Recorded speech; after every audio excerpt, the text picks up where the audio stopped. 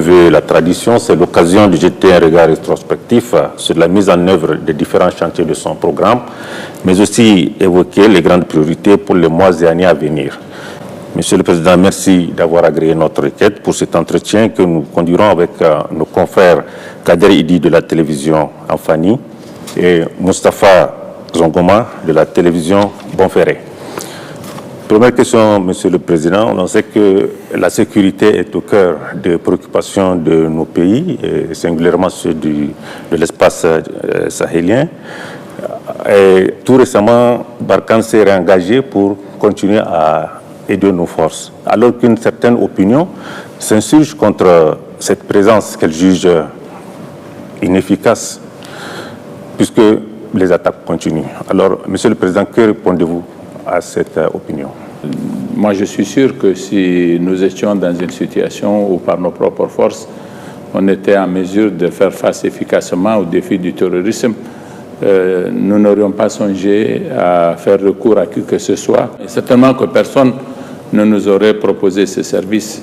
C'est parce que, très objectivement, nous avons compris que notre système de défense est lacunaire en certains de ses aspects, que nous avons eu besoin du concours de partenaires. Et plus précisément, aujourd'hui, nos capacités aériennes sont vraiment faibles, ainsi que nos capacités de renseignement. Ça a besoin d'une technologie qui n'est pas pour le moment à notre portée parce que son coût financier est très élevé.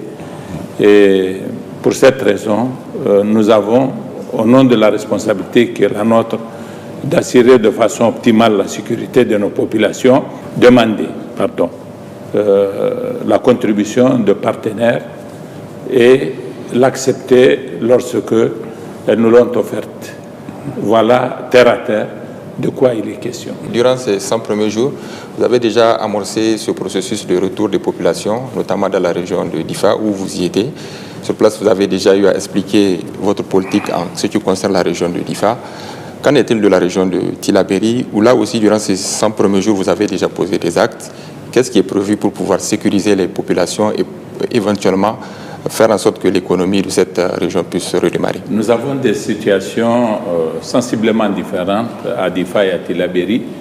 À Difa, il y a eu des populations très nombreuses, plus de 100 000 déplacés internes, donc plus de populations nombreuses qui se sont déplacées, qui se sont installées hors de chez elles. Et c'est depuis 2015 pour certaines, 2016 pour la plupart, 2017 par la suite, et ainsi de suite. À Tillabéri, nous n'avons pas eu un mouvement de déplacement et de fixation définitif de population sur des sites hors de leur terroir, sauf de nombreuses populations de la commune de Inates qui se sont basées à Ayoru. Nous en estimons le nombre à 15 000 à peu près. Toutes les autres populations, elles ont connu des déplacements mais qui n'ont pas duré. Et en particulier cette année, dans l'Anzourou, nous avons réagi rapidement pour les ramener et les sécuriser. Elles sont sécurisées. Il y a eu beaucoup de tentatives d'agression et de violence contre elles auxquelles nous avons paré grâce au dispositif que nous avons mis en place de façon durable. Nous avons dans les Armaganda, dans certaines communes, Tondikiwindi, à Banibangou, également des populations qui se sont déplacées aussi, mais que nous avons ramenées. Nous les avons toutes ramenées. Nous avons eu des déplacements du côté de Gorouol, à Terra. Là également, nous les avons ramenées. Parce qu'il y a la saison de pluie qui approche, il fallait que ces populations retournent chez elles pour s'adonner à leur activité économique principale qu'est la culture pendant ces saisons d'hivernage. Il ne nous reste que la population d'Inates, que nous n'avons pas ramenée, pour laquelle nous n'avons pas malheureusement encore un calendrier, simplement parce que nous estimons que nous n'avons pas un rapport de force suffisant pour sécuriser cette zone qui est extrêmement dangereuse. Qu'est-ce que je retiens de cela? Nous ne ramenons les populations que dans la mesure où nous pouvons les protéger. C'est ça qui s'est passé à Difa, parce que nous avons créé un rapport de force militaire qui nous permet de le faire. Mais dans la zone de Inates, le rapport de force n'est pas encore favorable pour que nous ramenions les populations. Nous avons des populations déplacées aussi dans la commune de Diagourou à Terra, des populations dans les communes de Torodi et de Makolondi qui ne sont pas très nombreuses, malheureusement, mais c'est une zone dont la forme de prévalence du terrorisme est telle que nous ne sommes pas en mesure, là également, d'assurer la sécurité dans tous les villages. Et nous avons accepté par conséquent que pour le moment, ces populations restent sur les sites où elles se sont installées par la force. Voilà notre philosophie en la matière. Toujours relativement aux questions sécuritaires, vos propos ont été plus ou moins mal interprétés par un pays voisin, le Mali, pour ne pas le citer. Oui, merci Monsieur le Président. Justement, par rapport à ces propos, on sait que vos propos, comme il vient de le dire, ont été très mal compris ou interprétés. Est-ce qu'il y a une clarification à faire à ce sujet? Je n'ai pas beaucoup de clarification à faire. Je relatais ce qui s'est passé. Je disais qu'il y a eu 2 coups d'État et il y a quand même une coïncidence pour le moins troublante entre les difficultés de l'armée sur le flanc de la guerre et le coup d'État. Et j'ai établi une relation de cause à effet. Mon idée à moi, c'est que les militaires ont vocation à défendre leur patrie. Au demeurant, si je me le suis permis, je le fais avec la conscience qui est la mienne d'être un grand ami du Mali, parce que le Mali, pour nous, ce n'est pas un autre pays de l'Afrique, ce n'est pas un pays de l'Afrique australe, ni même de l'Afrique centrale ou de l'Afrique de l'Est, c'est notre voisin, ce sont nos frères. Lorsque le Mali a été agressé et qu'il y a eu une tentative de certains de ses citoyens de faire une sécession, j'étais ministre des Affaires étrangères, je ne pense pas qu'il y ait eu de personnes qui aient été aussi opposées par leur déclaration que le président Issoufou Mahamadou et moi, lui, président de la République du Niger, moi, ministre des Affaires étrangères du Niger. Il n'y a eu personne qui s'est battu contre cette tentative, avec tout ce que cela comporte comme risque pour nous. Mais nous avons eu le courage de ne pas accepter cela. Nous avons parlé plus fort que quiconque. Qu'on nous dise qui a parlé autant que nous. C'est la preuve de notre attachement au Mali et à son unité. Le jour où Ghislain Dupont a été tué à Kidal, enlevé et tué à Kidal, j'ai fait une déclaration dans laquelle je critiquais la politique française menée par Serval en disant qu'elle n'avait pas tout à fait accompli son travail. J'étais ministre des Affaires étrangères. Je ne me suis pas encombré de gants diplomatiques pour dire cela. Je n'ai pas mis de filtre dans mon propos en parlant d'un pays important comme la France, en le critiquant ouvertement, pas à demi-mot, ce qui m'avait valu l'appréciation et l'estime des Maliens qui me l'ont témoigné jusqu'ici, très nombreux. Et je l'ai fait parce que c'est le Mali. Je peux vous dire que si le phénomène s'était passé en Namibie, au Botswana ou ailleurs, très loin du Niger, je n'aurais pas eu le même comportement. Je parle avec la même conscience, la même conviction et la même estime et la même tendresse pour le Mali, pas pour des hommes. Au demeurant, je vais faire remarquer à ceux qui sont en train de me brocarder que lorsqu'il y a eu le coup d'État militaire du colonel Barré en 1996, ici, le Mali était le pays dont les autorités se sont le plus élevées contre ce coup d'État. Le ministre des Affaires étrangères de l'époque, Dioncounda Traoré, moi j'étais ministre sous la cohabitation et quand le colonel Barré avait fait son coup d'État, il m'avait reconduit dans ma fonction, dont je démissionnerai, vous vous souvenez, 3 mois plus tard. Le ministre Dioncounda, à la réunion ministérielle de l'OIF qui s'est tenue au mois de février de cette année-là, 1997, représentait son pays à Bordeaux. Il avait exigé que je sois chassé de cette rencontre. Il a fallu que je le négocie et que Mme Madji Sudr, qui était la ministre française qui présidait cette rencontre, le négocie pour qu'il me laisse parler, pour que l'Assemblée m'écoute et qu'elle sache les raisons pour lesquelles il y a eu ce coup d'État et comprendre les perspectives du Niger. Il avait difficilement accepté cela. J'ai pu parler et on m'a dit « vous avez eu raison ». À la limite d'avoir accepté d'être au gouvernement de quelqu'un qui venait de faire un coup d'État. Ce n'est pas un autre pays qui a fait ça sur le Mali. Ce n'est pas parce que le ministre des Affaires étrangères du Mali n'aimait pas le Niger, c'est parce qu'il l'aimait au contraire. Par la suite, le colonel Barré va devenir un grand ami du président Konaré.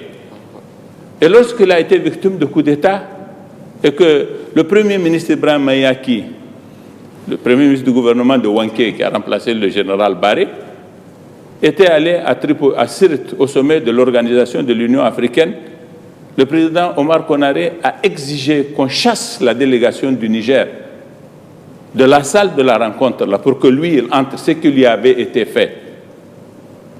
Je ne pense pas qu'il avait exprimé en cela un sentiment contre le Niger. En tout cas, nous n'avons pas convoqué l'ambassadeur du Mali ce jour-là pour lui faire des remontrances et nous n'avons pas fait de communiqué à toutes ces deux occasions-là. Parce que nous considérons que c'est un gouvernement qui se réfère à des valeurs, qui pense exprimer un point de vue nécessaire. Je n'ai pas fait plus que cela. Et je sais que les Maliens sont d'accord avec moi. Moi, quand je porte un jugement sur ce qui se passe au Mali, je le porte indépendamment des individus, je le porte au nom de mes convictions d'abord et au nom de la fraternité, de l'amitié, de l'affection que j'ai pour le Mali. Et je veux que le Mali sorte des difficultés dans lesquelles il est aujourd'hui. J'étais prêt à l'aider et je l'ai fait. Beaucoup d'entre eux me disent, vous avez été notre ministre des Affaires étrangères. Le ministre des Finances, la première fois que je suis allé au Mali, après l'élection du président Ibrahim Boubacar Keïta, le ministre Hugo Diarra, à l'aéroport, il m'a salué, il m'a dit, le trésor du Mali est à votre disposition. C'est la seule façon pour nous de vous témoigner notre reconnaissance. Je suis le même. Je n'ai pas changé vis-à-vis du Mali. Je ne changerai jamais vis-à-vis du Mali. J'ai défendu le Mali. Je le défendrai encore, indépendamment de savoir qui est au pouvoir et comment il a fait pour venir au pouvoir. C'est cela qui doit être retenu. Parce que le Mali est un pays voisin, comme le Burkina, comme le Tchad, comme ces pays avec lesquels nous avons un même destin. Et lorsqu'ils ont des problèmes, ça se répercute sur nous. Nous nous permettons, malgré les exigences de la diplomatie, en tout cas le tempérament qui est le mien me le permet, je suis comme ça, malheureusement, de dire un certain nombre de choses.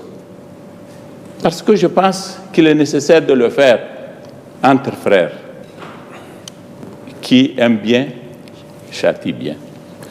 Oui, Monsieur le Président de la République, nous allons revenir à l'actualité chez nous. On sait que l'éducation fait partie de vos priorités. Et dans ce cadre, vous avez envisagé la réouverture des internats pour les jeunes filles.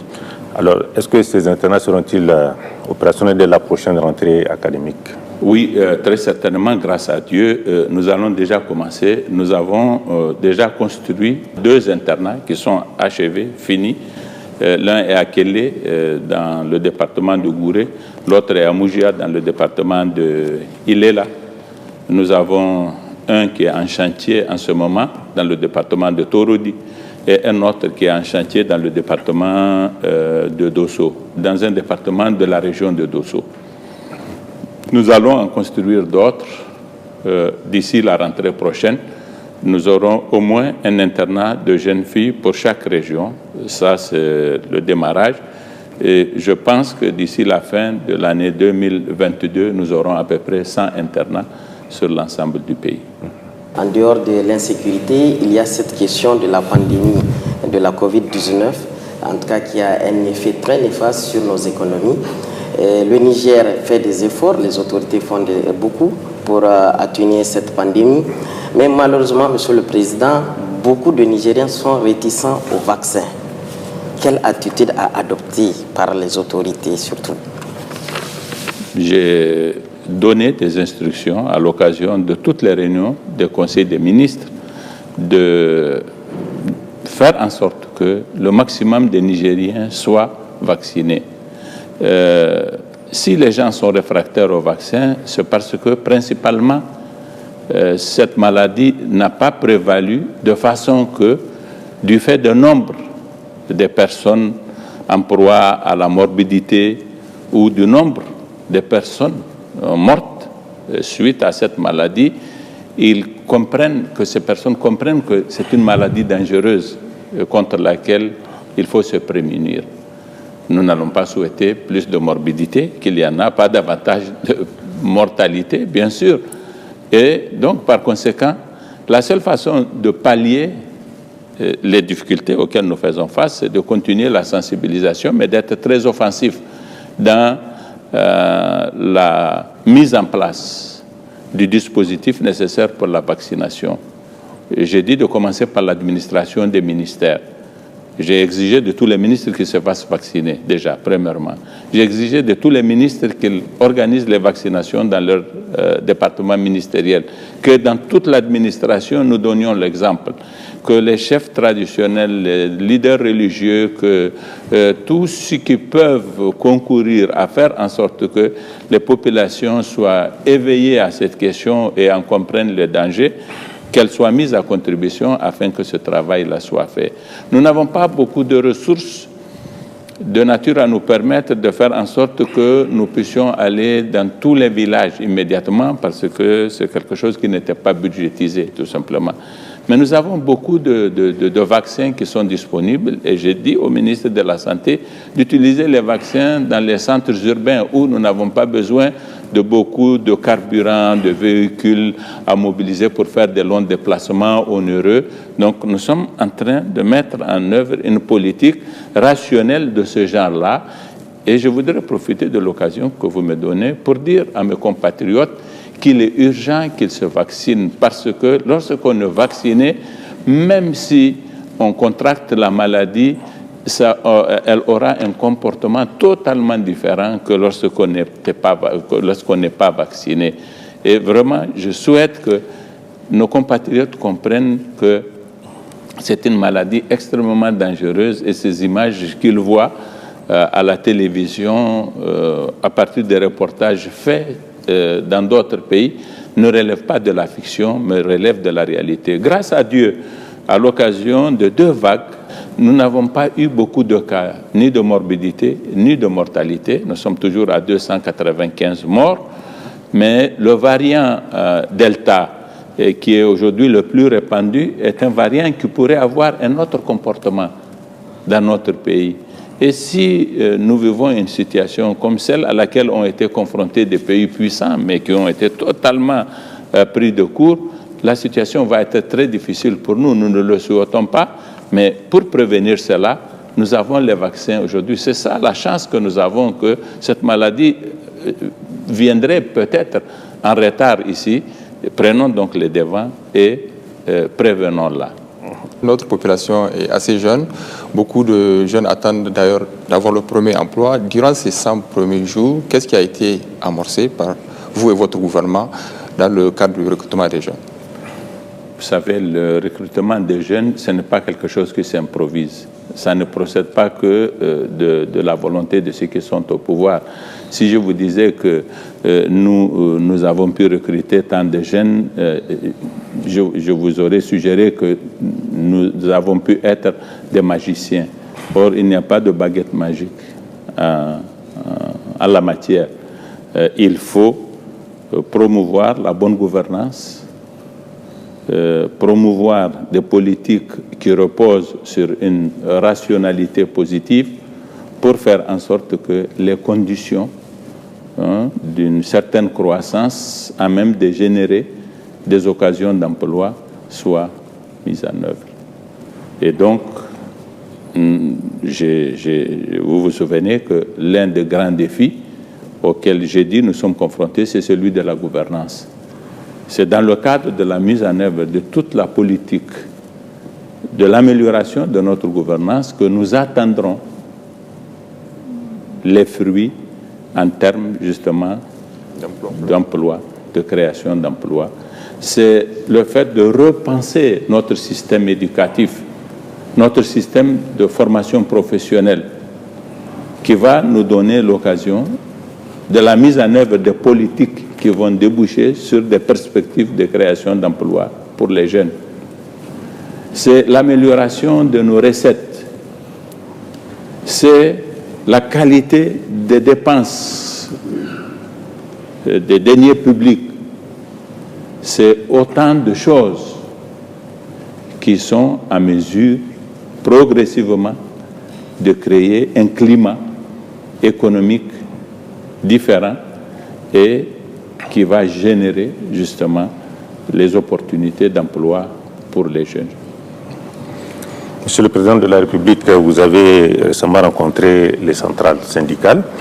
Est-ce qu'on peut dire qu'à partir de là, il s'est instauré un climat apaisé entre le pouvoir et les travailleurs? Nous, notre régime a toujours entretenu de relations, de dialogue avec les centrales syndicales.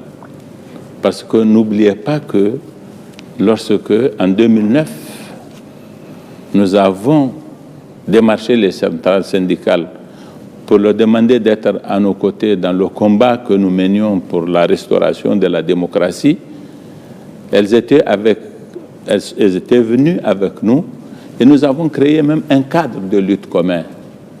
C'est ça qui explique qu'au lendemain de l'arrivée du président Issoufou au pouvoir, nous avons discuté avec les centrales syndicales et nous avons concédé les plus grandes conquêtes jamais réalisées par le mouvement syndical en termes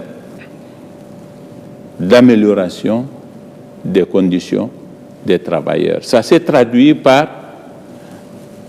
une réforme du régime des indemnités, de toutes les revendications qui ont été à l'époque portées par les travailleurs. Il n'y en avait pas eu une seule sur laquelle nous n'ayons donné satisfaction, que ce soit le régime des indemnités, que ce soit le régime des primes, que ce soit la valeur indiciaire. Sur toutes ces questions-là, nous avons eu des discussions et lorsque nous avons fait l'évaluation, nous avons donné des indemnités nouvelles qui n'existaient pas. Nous les avons totalement démocratisées dans tous les secteurs. Avant, il y avait quelques secteurs seulement qui étaient concernés par certaines primes et par certaines indemnités. Nous en avons élargi l'assiette à tous les travailleurs. Et je me souviens que nous avons pu évaluer qu'un fonctionnaire cadre A1 a pu, par mois, avoir une bonification d'au moins 100 000 francs sur ces traitements. Ce climat de dialogue, nous avons continué à l'entretenir avec les centrales syndicales. Moi, comme ancien syndicaliste, j'ai été pour beaucoup dans cette relation de qualité entre notre régime et les centrales syndicales. Nous avons fait preuve de notre reconnaissance à leur égard. Nous avons entretenu un dialogue très fructueux. Il y a eu quelques syndicats à la base qui n'étaient pas dans cette logique de consensus qui a prévalu entre nous et les centrales. Et maintenant que je suis président de la République, j'ai décidé d'entretenir le même climat en donnant tous les gages de notre bonne volonté. Et je l'ai élargi même aux syndicats qui avaient eu quelques défiances à notre égard, parce que ma conviction est que dans le contexte de notre pays, au regard des défis auxquels il est confronté, notamment en matière sécuritaire, il est indispensable que nous entretenions les meilleures relations avec toutes les forces vives et les syndicats notamment par conséquent. Monsieur le Président de la République, vous avez reçu récemment les responsables du Haut Commissariat au barrage de Kandaji. Monsieur le Président, on est tenté de dire encore une rencontre sur ce barrage qui prend des allures d'un mirage. Est-ce que concrètement, vous pouvez avancer, pas un délai, mais quand est-ce que ce barrage pourra-t-il être concrétisé? Mais non, l'ouvrage, il est en chantier. L'ouvrage de génie civil, il est en construction.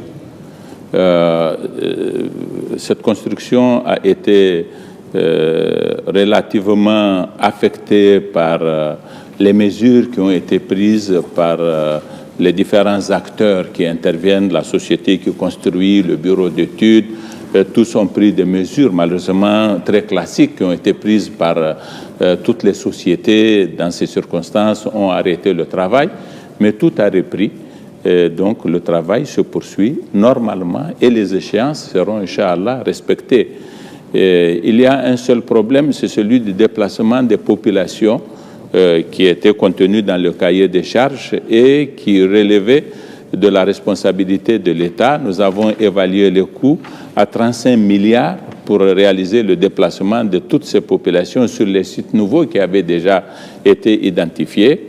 Nous sommes à la recherche de ces fonds et la dernière fois que le vice-président de la Banque mondiale était ici à Niamey, je discutais avec lui pour lui demander de nous aider à travers un prêt ou une subvention pour que ce fonds-là soit mis à notre disposition et que nous puissions exécuter notre part de responsabilité en attendant que justement l'ouvrage se termine et qu'il commence à fonctionner. Vous savez, c'est un projet qui comporte la construction d'un ouvrage qui est le barrage lui-même.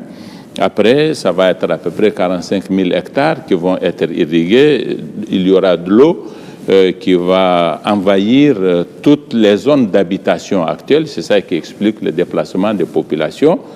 Et puis après, il y aura de l'électricité qui sera produite, qui sera transportée et qui sera transportée sur la ville de Niamey et qui sera connectée au réseau national de notre système électrique.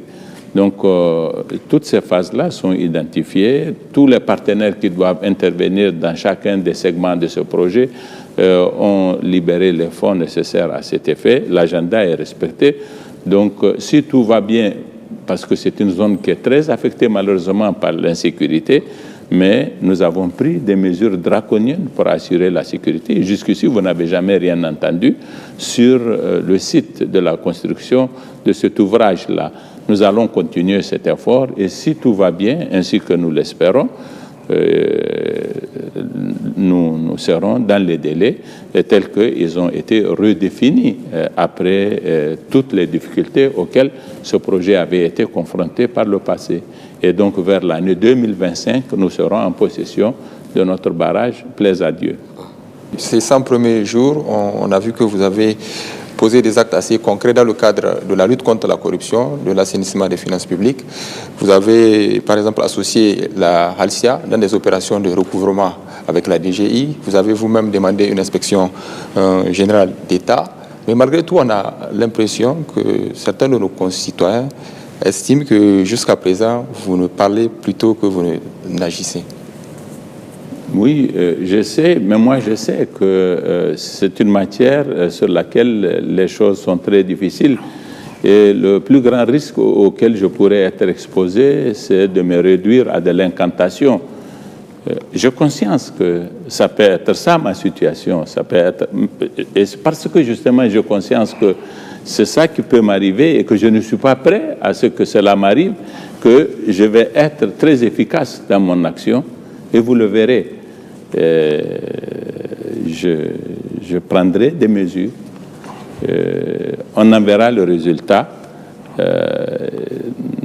Donc voilà, je sais que c'est un combat qui est extrêmement difficile. En 100 jours, là également, je n'ai pas de baguette magique pour que j'ai tous les résultats auxquels les Nigériens aspirent, mais ma volonté est très farouche et je vais créer les instruments au moyen desquels je vais être efficace et j'aurai plus de résultats que j'en ai eu jusqu'à présent, même si je suis convaincu que si on veut être honnête, on peut, sur ces 100 jours, déjà voir quelques signaux à partir desquels on peut faire un petit pari. Est-ce que vous avez déjà reçu le rapport?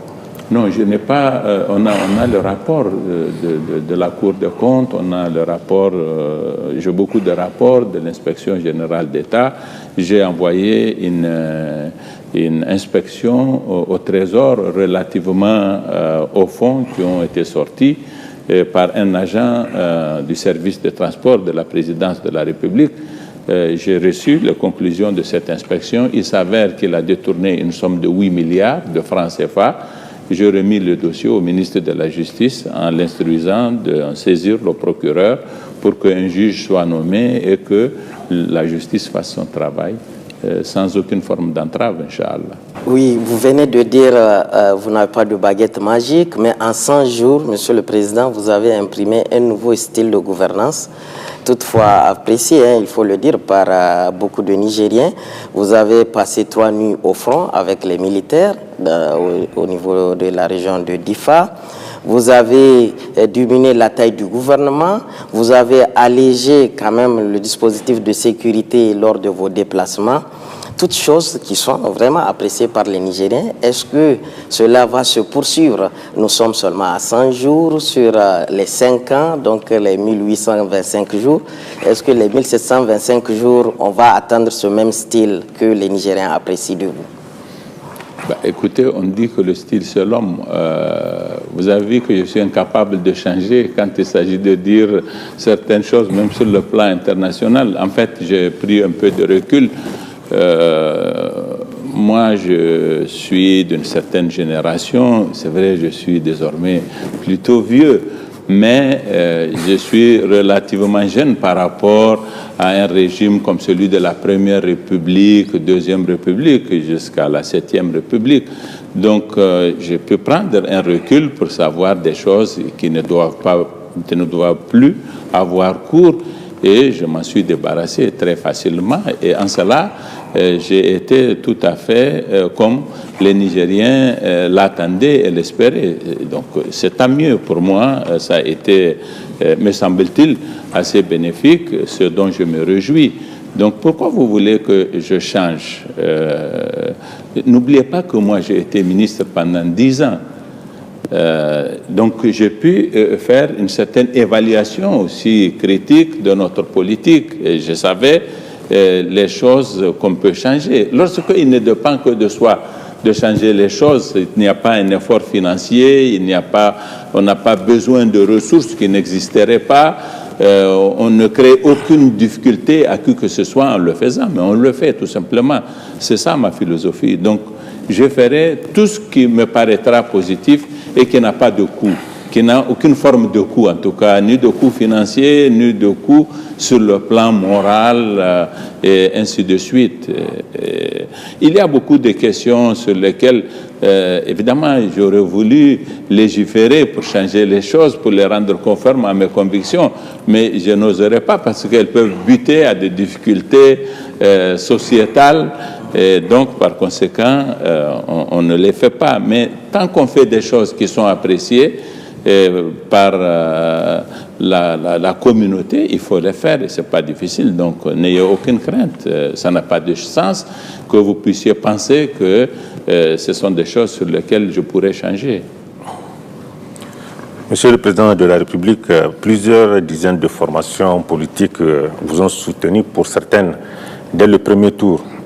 Quels sont vos rapports avec ces différents partis et même ceux de l'opposition, d'autant que ça et là on entend dire le président nous l'avons soutenu, nous l'avons accompagné, mais jusqu'ici nous n'avons pas le retour d'ascenseur. Oui, vous savez, malheureusement, c'est toujours difficile de gérer des coalitions aussi grandes que celle qui m'a porté au pouvoir. Après tout, je n'ai que 100 jours, je ne voudrais être ingrat vis-à-vis de personne.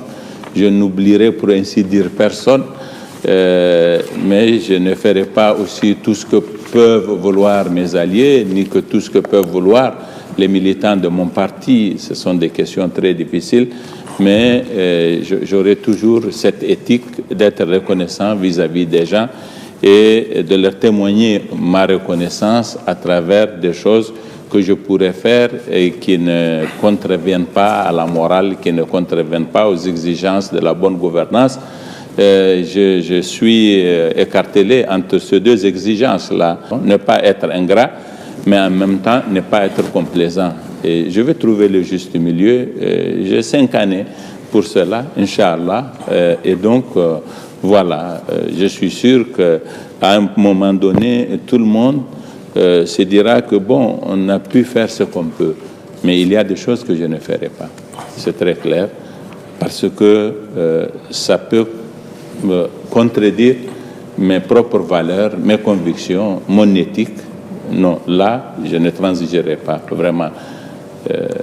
J'ai beaucoup de gens, parfois, tout président de la République que je suis, qui me demande, on a un fils qui a fait un concours, même quand j'étais ministre, j'étais démarché. J'ai dit que si moi je fais ça, ça veut dire que je ne suis plus moi-même. Et je n'aurai pas de raison de prétendre diriger les hommes. Lorsque vous avez la chance d'être le seul que 20 millions de Nigériens ont choisi, vous devez être neutre, vous devez être objectif, vous devez traiter ces gens-là en ayant peur de Dieu. Je l'ai dit dans mon discours d'investiture. Donc voilà, j'aurai toujours cette peur de Dieu et j'aurai toujours à cœur de ne pas décevoir les gens qui m'ont aidé, même parce qu'ils attendent un certain retour d'ascenseur. Voilà, je ne sais pas si c'est des escaliers ou un ascenseur, mais on va trouver quelques moyens pour faire en sorte que ces personnes-là se déplacent. Vous avez rencontré les différentes couches sociales. Est-ce qu'une rencontre est prévue, par exemple, avec les partis politiques de l'opposition? Je disais hier à quelqu'un, les partis politiques se sont à mon égard autoconfinés. À partir du moment où ils ont dit qu'ils ne me reconnaissent pas comme président de la République, ils m'ont facilité la tâche. Donc, je ne me sens aucun devoir à leur égard. En tout cas, mais vous avez vu, j'ai rencontré tout le monde. Ce n'est pas nécessaire que je les rencontre. L'essentiel, c'est que moi, je gouverne de façon à créer les conditions de l'expression de tous les droits et la jouissance de tous les droits pour tous les citoyens et même pour les hommes politiques par conséquent, et même pour les hommes politiques de l'opposition, parmi lesquels je compte des personnes que je connais très bien, qui sont peut-être même des amis. En tout cas, moi, je les percevais comme ça, jusqu'à ce que je les ai entendus dire des choses horribles contre moi. Mais je suis ainsi fait que je pardonne. Et donc, je pardonnais à tout le monde. Il y a une chanson phare d'une troupe Al-Bichir qui dit « Gadodo, Bazoum, Dodo ». On doit avoir peur du président Mohamed Bazoum? Non, on m'a expliqué le terme, parce que pour moi, Dodo en Hausa, c'est dragon. On m'a dit que non, ça veut dire héros. Voilà, donc c'est un terme qui est polysémique, qui a au moins deux sens. Il peut dire dragon, il peut dire héros. Et Badoche Naroua, qui est le compositeur de l'équipe de la troupe Al-Bichir, m'a expliqué qu'il est mis ici dans son acception qui veut dire héros plutôt que dragon. Excellence, Monsieur le Président de la République, on l'a vu, le président Issoufou Mahamadou a passé 10 ans à la tête du pays. Vous êtes à vos 100e jour et déjà, on commence à faire des comparaisons. Selon vous, est-ce que ces comparaisons sied ou pas? On ne peut pas faire de comparaisons, en tout cas au sens où certains entreprennent de les faire. Ça n'a pas de sens. Le président Issoufou m'a choisi, moi, comme candidat, et ce qu'il a dit à tous qu'il a rencontrés pour leur expliquer pourquoi il me soutient, c'est qu'il leur a dit deux choses. Que j'ai deux qualités. Que je suis quelqu'un de loyal et je suis quelqu'un d'intègre. Loyal, c'est loyal d'abord vis-à-vis du Niger. Loyal vis-à-vis des hommes, mais loyal vis-à-vis du Niger globalement, le peuple du Niger. Le peuple du Niger, ce sont ceux qui sont vivants aujourd'hui, mais dans une certaine façon, ce sont les générations futures. Et je suis intègre. C'est parce qu'il sait que j'aurai le souci de bien gérer l'État et les biens publics qu'il a voulu que je sois la personne qui le remplace. Et tout ce que je fais, je le fais dans le prolongement de notre engagement commun avec le président Issoufou, que je n'ai rencontré que dans le cadre du PNDS. Ce projet, nous l'avons porté tous ensemble, lui à notre tête, nous tous à ses côtés. Et vous avez suivi toutes les péripéties par lesquelles nous sommes passés. Nous ne nous sommes jamais séparés. Il n'y a pas un autre parti sur la scène nationale qui a eu ce comportement-là. Et la raison majeure de ce comportement, c'est le leadership du président Issoufou. La façon dont il nous a traités, j'ai eu beaucoup d'occasions de le dire.